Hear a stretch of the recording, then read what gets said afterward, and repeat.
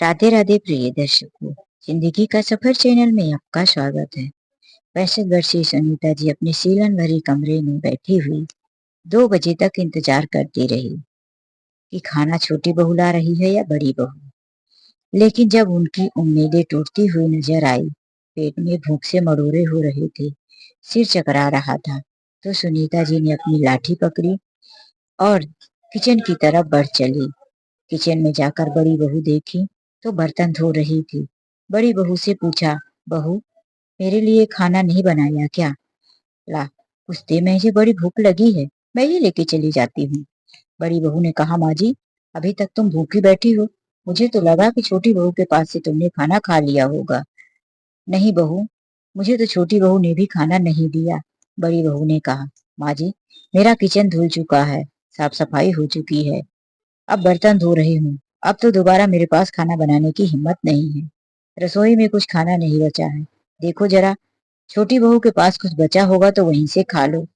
फिर से माँ जी भूखे पेट उम्मीद लिए एक रोटी की छोटी बहू के पास जाती हैं। छोटी बहू जो कि अभी खाना खाती बर्तन हटा ही रही थी, उससे पूछती है, बहू मेरे लिए खाना है क्या? ला मैं भी यहीं बैठकर खा लेती हूँ। छोटी बहू ने कहा, माँ जी अभी तक भूखी हो, दीदी के पास से खाना नहीं खाया क्या? वही जवाब, नहीं बहू, मुझे तो किसी ने खाना नहीं दिया। छोटी बहू ने भी कहा, माँ जी खाने में सिर्फ थोड़ी सी दाल बची है और कुछ नहीं, सारा खाना खत्म हो गया है और मुझे तो अभी इतनी साफ सफाई करनी है और शाम को मुझे बाजार भी जाना है।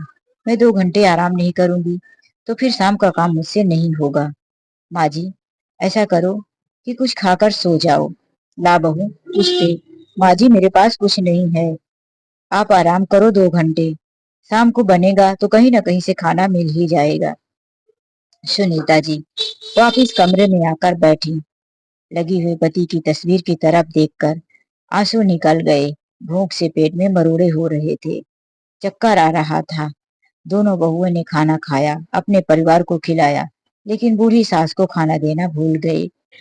आज सुनीता जी को अपनी जिंदगी बड़ी बोझ लग रही थी। कैसे कटेगी यह जिंदगी? सुनीता जी रो रही थी, अपने पति की तस्वीर की तरफ देखकर भगवान से प्रार्थना कर रही थी, हे भगवान मुझे भी मेरे पति के पास बुला लो, मुझे यहाँ क्यों छोड़ दिया? तभी उनके पास रखा हुआ छोटा सा मोबाइल फोन बज उठता है। सुनीता जी फोन उठाती हैं तो उनकी बड़ी बहन ममता जी का फोन था। ममता जी ने कहा, हेलो कैसी हो सुनीता, तुम तो कभी फोन ही नहीं करती, तुम तो मुझे भूल सी गई हो। अपनी बहन से इतनी प्यारी भरी बातें सुनकर और अपनेपन की आवाज सुनकर सुनीता जी का दिल भर आया। इंसान का पेट भरा रहता है तो संसार जगमगाता है, और जब भूखा रहता है पेट तो ईमान डगमगाता है। भूख के चलते आज उन्हें कुछ दिखाई नहीं दे रहा था, गला रोंद गया। कुछ नहीं दीदी, बस ऐसे ही। उधर ममता जी ने पूछा, तबीयत ठीक नहीं है क्या सुनीता?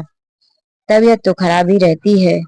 वह रो पड़ी, वह अपने दुख को बर्दाश्त ना कर पाई, फूट फूट कर रोने लगी। ममता जी का भी गला भर आया, क्या हुआ सुनीता, बताना। वह कहने लगी, दीदी 3 साल हुआ जब से तेरे जीजा जी दुनिया छोड़कर गए हैं। दोनों बहुएं मेरे साथ ऐसा व्यवहार कर रही हैं जैसे मैं घर का कोई कचरा हूँ। अब तो मेरी इस घर में कोई कदर ही नहीं है। पहले क्या जमाना था, जब तेरे जीजा जी थे तब तो मुझे किसी चीज की कोई कमी नहीं। तेरे जीजा जी के एक छोटे से कपड़े की दुकान थी, वो तो तुझे पता ही है। उसी से हमने दोनों बेटों को पढ़ाया लिखाया, घर का खर्च चलाया। तेरे जीजा जी ने अपने दोनों बेटों को बिजनेस करना सिखाया। अपने जीते जी एक दुकान में कड़ी मेहनत करके बच्चों को पढ़ा लिखा कर भी घर का खर्च निकालने के बाद भी दूसरी दुकान बनाया और छोटे बेटे को दे दी। छोटे बेटे बहू के पास दुकान होने पर बड़ी बहू हमेशा घर में कहती रहती, घर का बड़ा बेटा बेरोजगार है, पिता के साथ काम करता है, और छोटे बेटे को पर्सनल दुकान देकर दे दिया है। घर में तानाशाही शुरू हो गया था। पिताजी ने कहा, कोई बात नहीं, मेरी अपनी दुकान है ना, वह मैं बड़े बेटे को दे दूंगा। यह विचार तो मैंने पहले से ही बनाया था कि अब मुझसे बिजनेस और घर का काम संभालना नहीं हो रहा। पिताजी ने अपने बिजनेस दोनों बेटों को सौंप दिया। इन दो दुकानों के अलावा उनके पास और कोई प्रॉपर्टी नहीं थी। उनका यह पुश्तैनी मकान था जिसमें दोनों बेटे और बहू साथ मिलकर रहा करते हैं। साथ में हम बूढ़े सास ससुर भी। घर में बिजनेस तो अलग हो गया था, लेकिन रहन सहन एक ही था। फिर भी जब तक मेरे पति जिंदा थे तो किसी तरह से घर का गुजारा होता। इतने झगड़े तो नहीं होते। दोनों बहुएं मिलकर खाना बनाती थी, चाहे गुस्से से ही, अपना अपना मुंह फुलाकर। लेकिन हम दोनों दोनों बूढ़े सास ससुर को खाना तो देती थी। आज 2 साल हुए जब से तेरे जीजा जी गुजर गए हैं। तब से दोनों बहुएं घर में आपस में झगड़ा करती। मेरी दुकान से आए हुए पैसे घर में ज्यादा खर्च लगते हैं, और छोटी बहू भी वही कहती। दोनों अपने अपने कमाई का हिसाब करती। एक दिन परेशान होकर बड़े बेटे ने कहा, माँ, अब जब हम दोनों का रोजगार अलग है तो हम दोनों अपना अपना खाना पीना भी अलग ही कर लें। यह बात मुझे भी ठीक लगी। चलो, अब तुम दोनों अलग अलग कमा रहे हो तो अपना चूल्हा भी बांट लो। दोनों बेटों ने घर और अपनी रसोई बांट ली। घर की सारी एक एक चीजें दोनों ने मिलजुल कर बांट लिया। अब बची मैं, तो मुझे लेने के लिए कोई तैयार नहीं हुआ। मेरे लिए कोई अच्छा कमरा नहीं। पीछे का एक कमरा था जिसमें घर की पुरानी चीजें रखी जाती थी। वही कमरा अब मुझे मिल गया है, जिसमें मैं दम घुट घुट कर जी रही हूँ। मुझे कभी खाना दे दिया जाता है तो कभी भूल जाते हैं। रोते रोते सुनीता जी अपनी सारे दुख अपनी बड़ी बहन ममता जी को सुना देती हैं। ममता जी अपनी छोटी बहन की ये बात सुनकर बहुत दुखी होती हैं। फिर वह अपनी बहन से कहती हैं, मत रो सुनीता, अब तेरे रोने के दिन गए। तू इतनी सीधी सादी और सरल है कि हमेशा भगवान और सच्चाई के साथ चलती रही। अपना सब कुछ अपने बहुओं को दे दिया, अपने शरीर के जेवर उतार कर दे दिया। अब तुझे रोने के दिन गए। तू मेरी बात सुन। 2 दिन के बाद मैं तेरे घर आ रही हूँ। तू मेरी एक बात अपनी बहुओं को बता दे कि मेरी बेंगलोर वाली बहन आ रही है। वह बहुत करोड़पति है। जिसके ऊपर खुश हो जाती है तो उसे वह माला माल कर देती है। सुनीता जी अपनी बहन की बात सुनकर सोचने लगी, दोनों को बताऊं तो कैसे। मेरी बात तो ना कभी मेरे बेटे सुनते और ना ही मेरे बहुएं। फिर भी सुनीता जी ने कोशिश किया। बड़ी बहू के घर जाकर कहने लगी, बहू, मेरी बात सुन, मेरी बहन आ रही है। पहले तो बड़ी बहू ने कहा, माँ जी, एक तो वैसे घर में इतने काम हैं और आपकी ऊपर से पूरा दिन खटपिट की आवाजें। आप इधर से उधर दिन भर खाना मांगते फिरते रहती हो, क्या यह कम है? और आपकी बहन, अरे बहू, मेरी बहन तुम लोगों से खाना मांगने नहीं आ रही। अगर तुम लोगों ने खाना नहीं भी दिया तो वह होटल से पूरे परिवार के लिए खाना मंगा देगी। वह करोड़पति है। उसका करोड़ों का बैंक बैलेंस है। उसके मोबाइल में हमेशा बहुत पैसे होते हैं। यह सुनकर तो बड़ी बहू ने बर्तन धोते हुए हाथ पोंछकर बोला, क्या माँ जी, आपकी बहन इतनी अमीर है कि अगर उन्हें खाना नहीं मिला तो होटल से पूरे परिवार के लिए ऑर्डर कर देगी? हाँ, और नहीं तो क्या। क्या वह तुम लोगों की एक रोटी के लिए तरसने आ रही है? बस, वह तो जीजा जी के मौत के बाद आई नहीं थी तो मुझसे मिलने आ रही है। बड़ी बहू ने कहा, ठीक है माँ जी, आप उन्हें जरूर बुलाइए। हम भी उनसे मिलना चाहते हैं। सुनीता जी छोटी बहू के पास जाकर कहती हैं, बहू, मेरी बहन आ रही है 2 दिन के बाद। पहले तो वही रवैया हुआ छोटी बहू का भी। माँ जी, आप यह बात बड़ी बहू को बता दो। मेरे पास टाइम नहीं है, मेरे छोटे छोटे बच्चे हैं, उनकी सेवा करूंगी कि आप दोनों बहनों की। सुनीता जी ने कहा, ऐसी कोई बात नहीं बहू, तुम्हें उनकी सेवा करने की जरूरत नहीं है। अगर वो चाहे ना तो यहाँ फ्री में 2-4 नौकरानी रख सकती है। वह करोड़पति है, इतनी अमीर है कि जिसको चाहे उसको खुश कर दे, उसके दुख दूर कर दे। अरे वह तो कितने गरीब लोगों को दान करती रहती है। यह बात सुनकर छोटी बहू को भी इंटरेस्ट हो गया। उसने कहा, माँ जी, क्या बात है? वह चाहे तो नौकर रख ले। हाँ हाँ बहू, वह चाहे तो यहाँ 2-4 नौकर अपने घर से लाकर रख सकती है, या कि तुम्हारे एरिया के नौकर को भी रख सकती है। छोटी बहू ने कहा, तो फिर ठीक है माँ जी, आप बुला ही लो, मुझे कोई एतराज नहीं, लेकिन मेरी तरफ ही रखना मौसी जी को, वह दीदी के पास नहीं रहेंगी।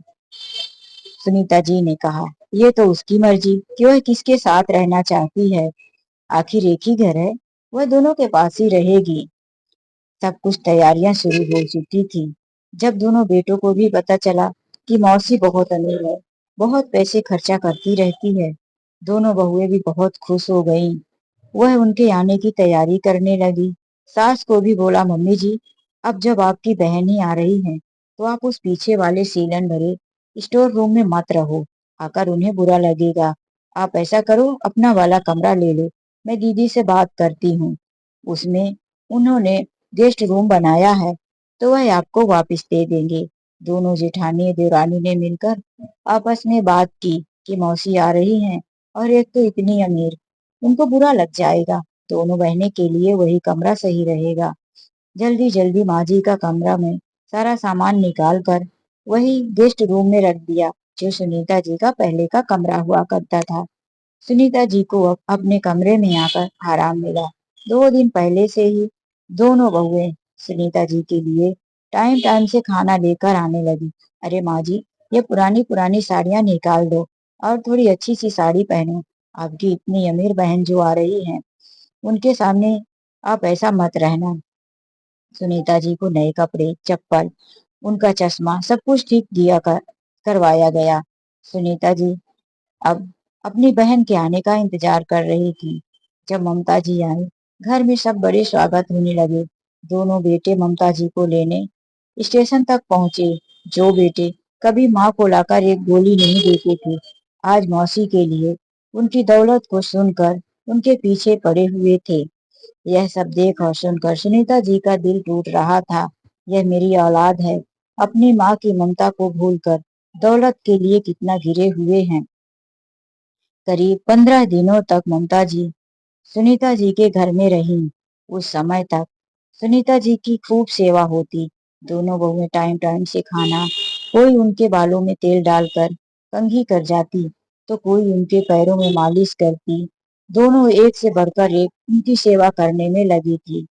ममता जी अपने साथ 2 बड़े बड़े सूटकेस लाई थी, वह उनको हमेशा बंद रखती थी। एक बार बड़ी बहू ने पूछ ही दिया, मासी जी, इस बड़े से सूटकेस में क्या है? तो सुनीता जी ने कहा, अरे बहू, वह कुछ कीमती चीज ही रखी होंगी, क्यों दीदी?